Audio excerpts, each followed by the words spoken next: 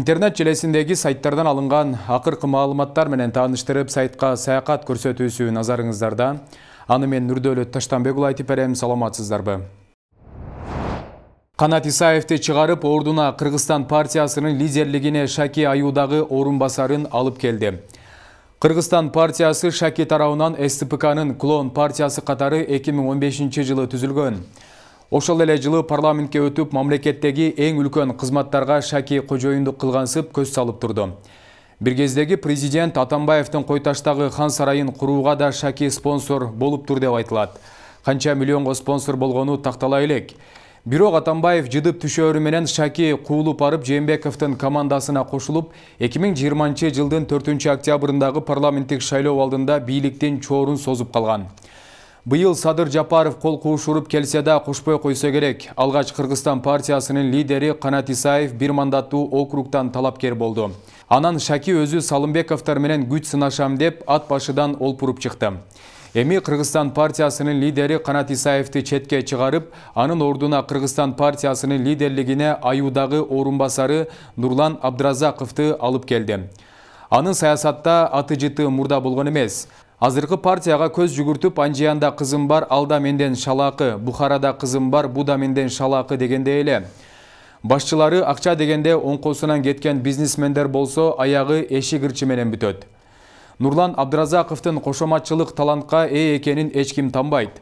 Канат Исаев экөө Кыргызга чанда келүүчү таланттардан. Канат Исаев менен Шаки экөө жетелешип алып Кыргызстан менен парламентке келген. Канат Исаев эми эки жагын карап кол шилтеп кете берди. Шаки болсо балга жабышкан арыдай бийликти шапкармады. Жапаровдук бийликке деле бир шут керек болчу. Көңүл ачаарда ырдатып бийлетип койгонго.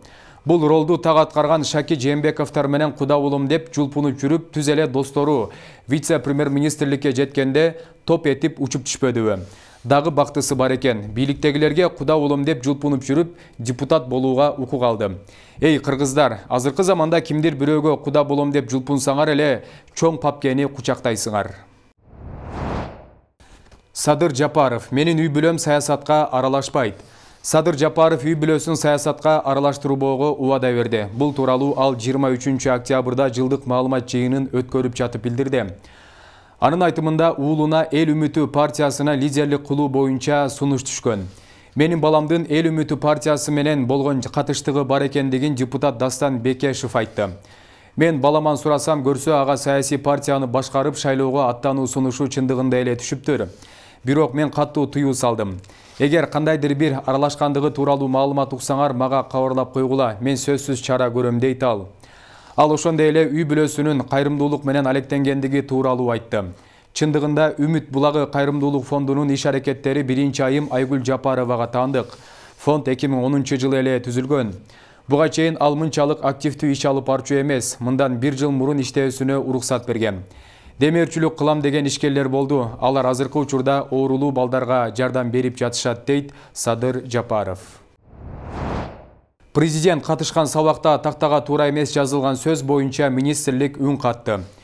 25 октябрда президент Садыр Жапаров Чүй облусунун Мыкан айылындагы мектептин салтанаттуу ачылыш аземине барып, башталгыч класстын окуучуларынын сабагына катышкан. Интернет колдонуучулар тактадагы топтун астына «Мияч» деп жазуунун ордуна «Мияк» деген сөз жазылганын талкуулашты. Айрымдары мугалим мындай жол менен окуучулардын орфографиялык билимин текшерет деген пикир айткан. Бул боюнча Билим берүү жана Илим министрлиги төмөнкүлөрдү билдирет. Тактадагы жазуу атайын жазылган. Мугалим окуучулардын билим деңгээлин, мурдагы өткөн темаларды текшерүү үчүн атайлап ката жазган.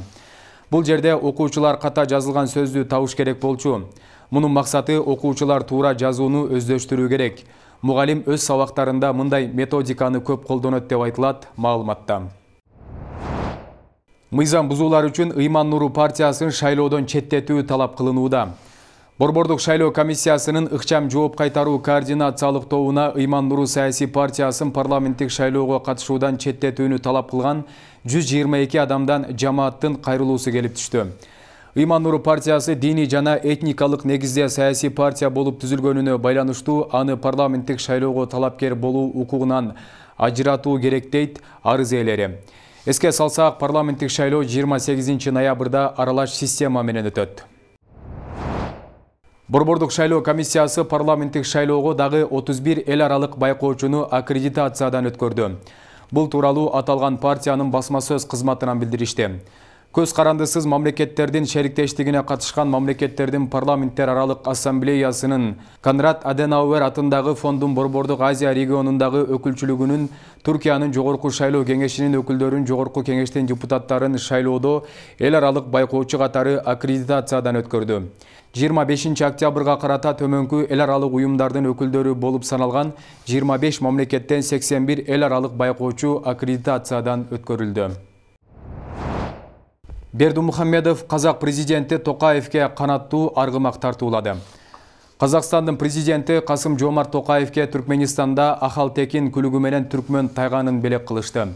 Бул тууралуу Спутник Казакстан агенттиги жазат.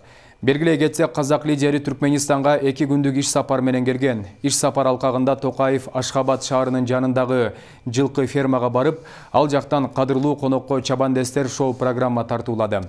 Андан соң ага Гурбангулу Бердымухамедов ганаталы канаттуу аттуу Ахалтекин күлүгүн белек кылды деп айтылат билдирүүдө.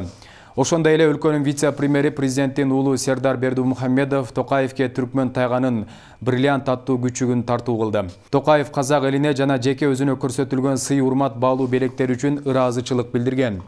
Дүйшөмбү күнү тараптар саясий, дипломатиялык, соода, экономикалык жана маданий гуманитардык багыттар боюнча сүйлөшүү жүргүзөт. Алдамчылык кылган деп шектелип Гүлзат Мамытбек кармалды. Блогер Гүлзат Мамытбек кармалды. Бул тууралуу жергиликтүү басылмалар жазып чыкты. Гүлзат Мамытбектин үстүнөн арыздан 7 жаран укук коргоо органдарына кайрылган. Алардын айтымында Гүлзат Мамытбек кыска убакытта үстүнө чоң сумма кошулат деп акча алып, ошол бойдон жашырынып кеткен. Чыгымдын жалпы суммасы 110 000 сом. Бул факты жазык кодексинин 204 беренеси алдамчылык менен катталган.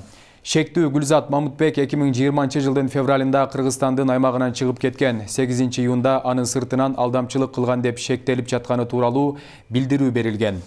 Ал эми 13 июлда камакка алуу тууралуу сыртынан чечим чыгарылган. Ага 2020 жылдын 8 августунда издөө жарыяланган.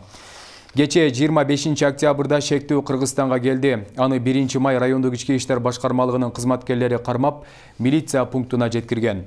Убактылуу түрдө Бишкек шаардык ички иштер башкармалыгынын абагына камакка алынганы белгилүү болду. Япониянын ханбийкеси карапайым жигитке турмушка чыкты. Япониянын мураскери ханзадасы Акисинонун кызы Ханбийке Мако карапайым жигитке турмушка чыкты. Бул тууралуу чет элдик маалымат булактары жазып чыгышты. Маалыматка ылайык, Ханбийке Мако Токиодогу эл аралык христиан университетинде чогуу окуган тайпалашы Кей Комурого турмушка чыкты. 30 жаштагы Ханбийке Мако буга чейин резиденцияда ата-энеси жана сиңдиси менен жашап келген. Эми ал Ханбийке макамынан ажыратылды жана императордук үй бүлөнү таштап кетти. Мындан ары Мако Комура атын алып жүрөт. Ханбийкенин карапайым адамга турмушка чыкканы коомчулукта терс реакция жаратканы айтылат маалыматта. Белгилүү болгондой, Мако менен Кей Комура 2012 жылдан бери тааныш, буга чейин эле баш кошууну каалашкан. Бирок Ханбийкенин карапайым адамга турмушка чыгуусуна каршылыктар болуп келген. Түгөйлөр кийинчерээк АКШга көчүп кетишерин айтышкан. Интернет желесиндеги сайттардан алынган маалыматтар мына ушулар болду. Урматтуу телекөрүүчүлөр, 7 каналдын YouTube'дагы, Facebook'дагы жана Instagram'дагы баракчаларына катталууну унутпаңыздар. Эскерте кетсем, көрсөтүүбүздө кеткен маалыматтар 7 каналдын көз карашын билдирбейт. Кайрадан эфир аркылуу көрүшкөнчө аман туруңуздар.